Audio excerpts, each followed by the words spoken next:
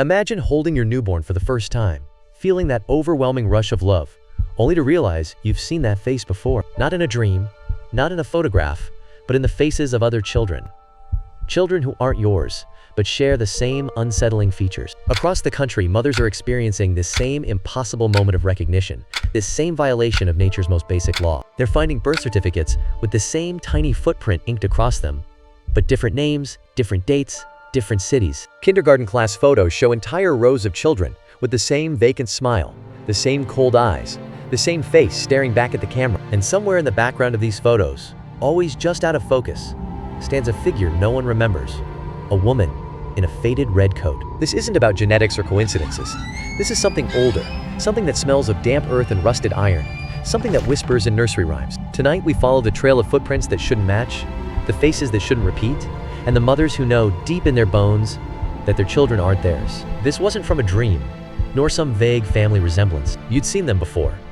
In the neighbor's window, you'd passed them in the cold, sterile light of the grocery aisle. Now the faint, metallic scent of ozone in the air confirmed they were here. Every stroller on your street holds the same face. This is no genetic anomaly. This is no statistical fluke. This is Millhaven, where for 19 years, every newborn has shared identical features. To understand the horror, you must first recall the beauty. Millhaven, Ohio. The children's choir swelled with innocence, a melody woven into the town's very soul. Then, the recording warped notes stretching into dissonance before the sound cut out entirely. The steady heartbeat that had underscored it all fell silent, leaving a void where warmth once lived. Picture rolling farmlands bathed in amber light, a historic town square with its white picket bandstand, neighbors who knew your name. It was the kind of place people returned to, a promise of permanence in a shifting world. Like Sarah and Ben Mitchell did, drawn back to Millhaven's sun-drenched streets. But beneath that gilded surface, the air carried the faint, metallic scent of something long buried. Sarah, a freelance photographer, and Ben, a forestry manager, sought that idyllic childhood for their first child. The neighborhood welcomed them with open arms and warm smiles. Yet beneath the surface cheer, an unsettling stillness settled over the property. It wasn't just quiet.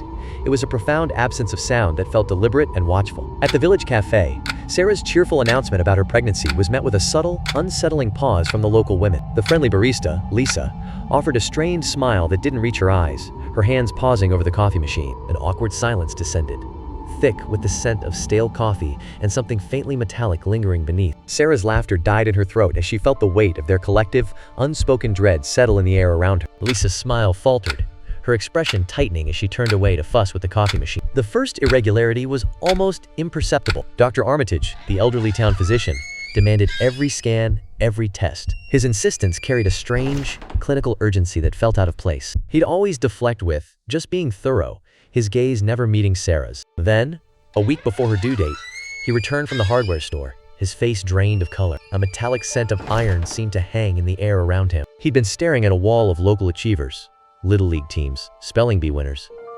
But what he saw there had frozen him solid. He leaned closer, the decades of photographs revealing the same sharp chin, the same wide-set gray eyes, the same slight curl to the lip in every child. A metallic scent filled the air as the uncanny repetition dawned on him. Staggering backward, his shoulder hit a paint can, sending it clattering across the wooden floorboards. That night, his voice was a low whisper to Sarah. "It's just a trick of the light. It has to be. Maybe one large, close-knit family?" Sarah gave a nervous laugh. "Don't be creepy, Ben. It's just a small town." The music twisted into something dissonant and uneasy. Lily Mitchell was born on a rainy October night, perfectly healthy, 7 pounds, 2 ounces. When Sarah first held her newborn, the world seemed to shrink around that perfect, tiny face. But later, alone in a hospital room's sterile, fluorescent glow, a different sensation began to surface. A profound sense of déjà vu crept over her, so intense it twisted her stomach with nausea. It wasn't a memory.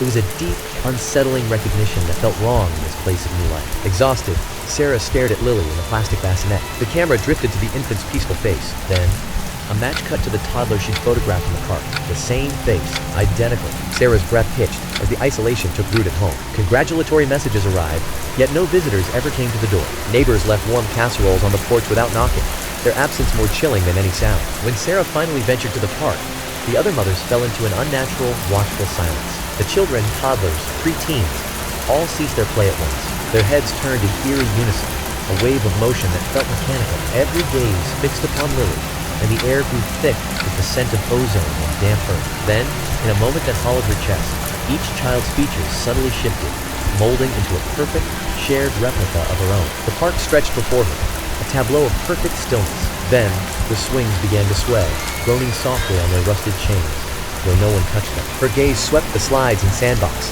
finding every child frozen in place. A dozen pairs of identical eyes, unblinking, were locked on the stroller before her. The mothers watched, their faces etched with a chilling blend of pity and dread. Then, driven by a desperate need for reason, plunged into the town's dusty archives. He uncovered the grim pattern. 19 years prior, the births were ordinary. Then, in 2004, one child arrived bearing that distinct, unsettling face.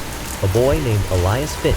After Elias, every child vanished, without exception. Ben found Elias's mother, Marianne Finch, living as a recluse on the old mill property. The air carried the scent of damp earth and rusted metal as he approached. The only sound was the persistent drip of water from the wheel into a stagnant pool below. He felt the cold dampness seep through his jacket, a sticky residue clinging to his hands as he brushed against the rotting wood. A primal dread took hold as he stood before the silent, decaying structure. The house seemed to hold its breath, waiting. Marianne Finch, barely 50 but withered beyond her years, cracked the door open. Her hollow eyes met Ben's. "Marianne, you shouldn't have come. You can't stop it." The air in the hallway grew thick with the scent of old rot and damp earth. "Marianne, it just wanted to be seen."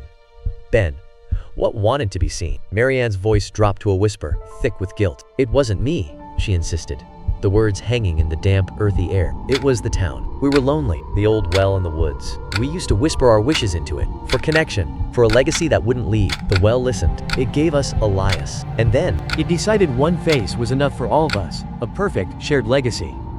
The flashback shows a younger Marianne, pregnant, leaning over an ancient stone well deep in the woods, whispering secrets to the water below. the water didn't reflect her image. Instead, it shimmered with a faint, sickly light that seemed to pulse from within. Now Sarah, sleep-deprived and haunted, saw the change in 6-month-old Lily.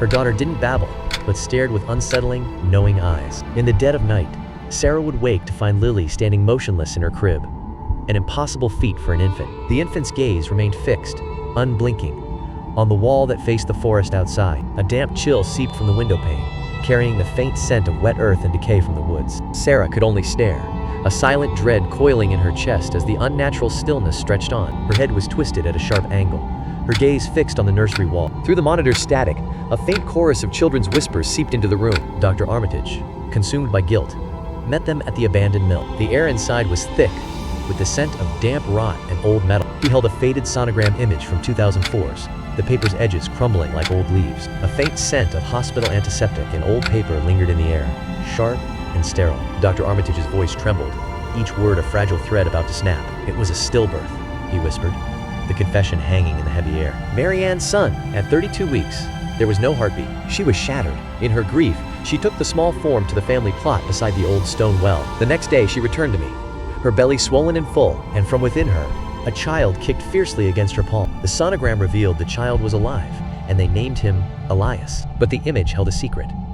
Surrounding the fetus like a spectral halo were dozens of other indistinct faces. The air in the room grew thick and carried a faint, coppery scent. That night, a sudden, piercing scream shattered the quiet darkness as Lily awoke. Not a baby's cry, but a sharp, singular shriek that echoed through the house. From outside, they heard it echoed back. A chorus of identical shrieks erupted from every house on the street. Ben looked out the window, his breath hitching at the sight. From the upstairs window, Ben's gaze swept across the neighborhood. In every front yard, in every window, a child stood motionless in their nightclothes. Each one wore Lily's face, their eyes fixed unblinkingly on the Mitchell house. The air thickened with the scent of ozone and damp earth, as if a storm had settled without warning. His fingers went numb against the cold window pane, the chill seeping through to bone. Not a single child moved, not a breath stirred among them.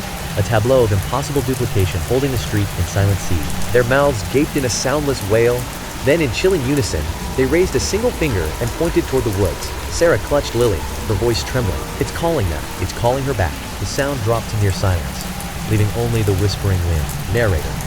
They fled at dawn. They packed the car and drove without looking back, settling 3 states away in a bustling city where anonymity became their shield. Lily grew up in that concrete maze, surrounded by millions, yet utterly hidden. To the casual observer, she appeared completely normal, just another face in the urban throng. But in quiet moments, a strange metallic scent would cling to the air around her, and her touch felt unnaturally cool. For a time, it seemed the nightmare of Millhaven had truly faded to a bad dream. Lily found a new normalcy, her laughter returning as she learned to live again. She even began calling her new guardian, Mommy, a word Sarah cherished like a fragile, precious artifact. It was a unique, carefully constructed piece, a life stitched together from the ruins of the past. On Lily's 7th birthday, Sarah lit the candles. As the children's chatter suddenly ceased, the room grew still.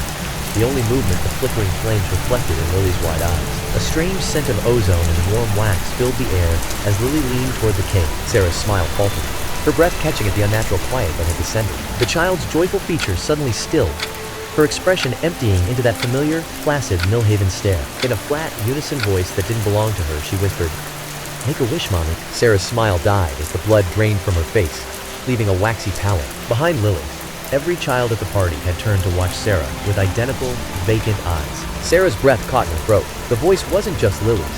It was layered, textured, like multiple whispers woven into one. Each distinct layer held a different pitch and cadence, yet they spoke in perfect, unnatural unison. The air grew thick with the scent of ozone and damp earth pressing in around her, paralyzed. She could only listen as the layered voice continued, its source remaining unseen in the gloom. A murmur of a dozen, then 100, then 1,000 other voices coalesced into one. It was the voice of the well. It had pursued them, a damp, ozone-tinged presence clinging to the air. It hadn't taken Lily. It had permitted their capture of it. Now, in the guttering candlelight, Sarah comprehended Marianne Finch's stark warning. This entity did not crave to inhabit the children. Its true hunger was to perceive the world through their stolen sight. As Lily leaned forward to blow out the candles, every child in the room inhaled sharply in unison. A wave of cool, damp air washed over the cake, carrying the faint scent of ozone and extinguished wax. Not a single puff came from Lily's lips.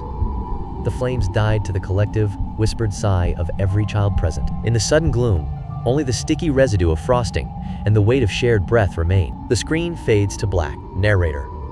So look closely at the children around you. In the mall, in the schoolyard, on your street.